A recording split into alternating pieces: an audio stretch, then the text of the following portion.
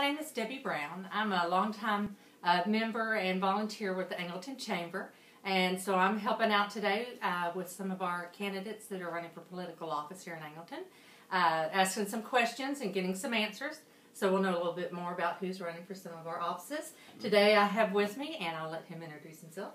Well, I'm Tommy Gaines. I'm running for the ISD School Board Position 3. Great. And I know you probably have an email, web page, Facebook, all that good information. We are going to have all of that information. The same place you're watching this program right now will have all of this information for Mr. Gaines, to where if you want to contact him, get some more information, you'll have all of that at your fingertips. So we'll make sure and have that on there. Sounds good. So they can find you. So we're just going to dive right in and ask some questions and get to know you a little bit better. Okay. Why, in your opinion, are you qualified for this position? Oh, well, lifelong resident of Angleton. My wife and I both graduated from here. Our kids went to school here. I have grandkids going to school here. I'm retired from Dow, so I have a lot of business experience. I do some consulting now, working for nonprofit agencies. So I think I bring a lot to the table.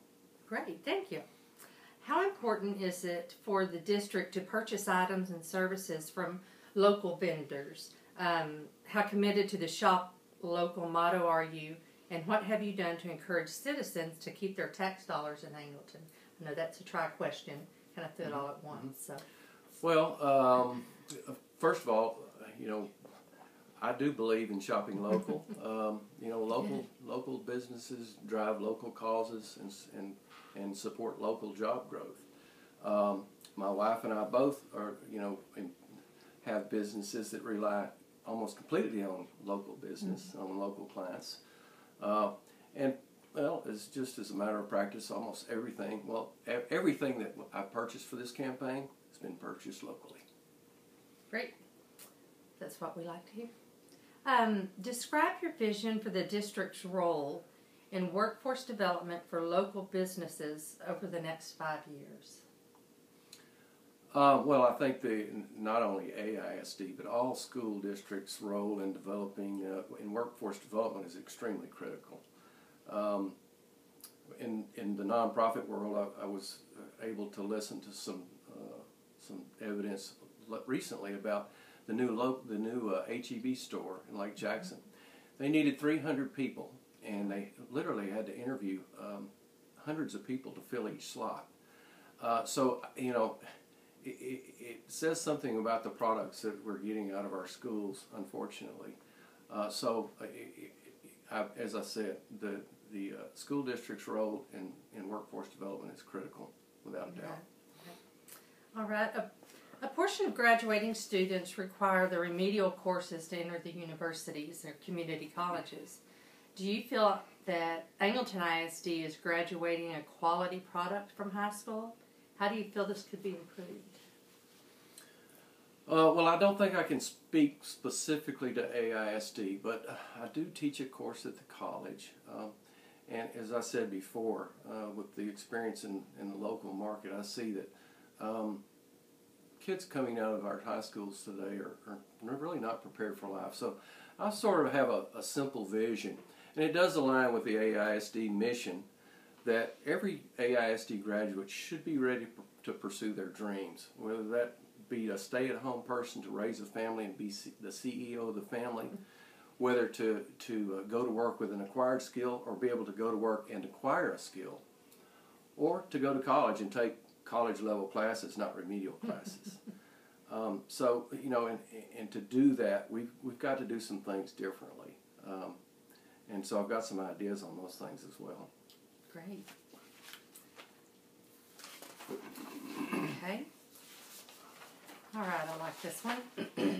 Name the most important decision the school board has made in the last 2 years that you disagreed with, if any, and explain why you disagreed with the decision. Okay, well, I don't think I really know of a decision. The 2-year time frame is a little limiting from my perspective, and it may just be a perception, but I do seem to see a trend of increasing staff turnover. As I've spoken to board members, administrators, and so forth, one person said to me, you know, as they've looked at it, it looks like our turnover is about average. Well, if we're going to achieve the mission, the AISD mission, or my vision, average turnover is not going to get it. You know, we need to do whatever we need to do to attract and retain good teachers if we're going to be top tier. And our benchmarks for turnover shouldn't be based on averages. Our benchmarks should be based on what top performing school districts are actually doing as far as turnover is concerned. Okay, in your discussion with voters, as you've been out and about, what concern or issue has been raised that has surprised you the most? And what are your suggestions for dealing with the issue?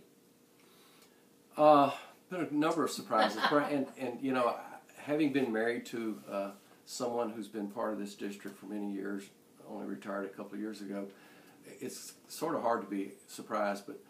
But not only talking to voters, I've talked to students, you know, junior and seniors in the high school, and one of the things that's really surprised me is regards to discipline.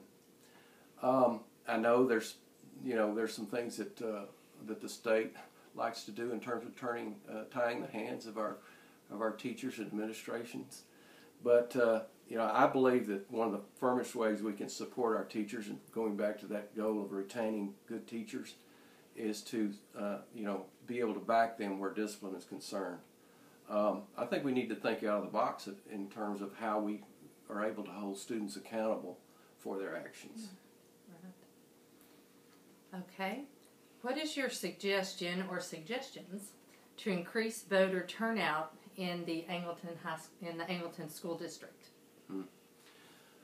That's a very good question. You know, voter apathy just seems to be everywhere, and of course it's attributable to so many things. But I think a couple of things that we can do. One is, you know, just getting out there and being transparent about what the issues are, and communicating those out, and actually having a sounding board is one of the things we can do. The other thing I think we can do is get parents and community more involved. Mm-hmm.